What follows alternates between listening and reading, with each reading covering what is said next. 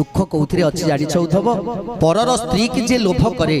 असत्य उपाय जे धन उपार्जन करे से प्राणी जन्म जन्म रे दुख पाए जेते जन्म नेले भी ता दुख केबे हरण हेई न पारे। आउ कोन कहउछंती जगन्नाथ दास से काल पासे बंदी होई सते नरक से भोगई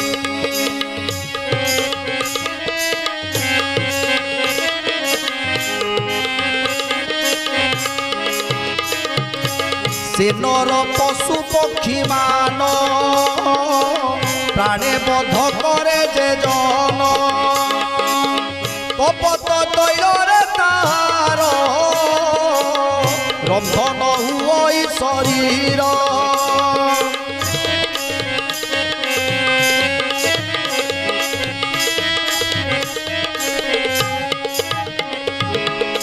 परर स्त्री की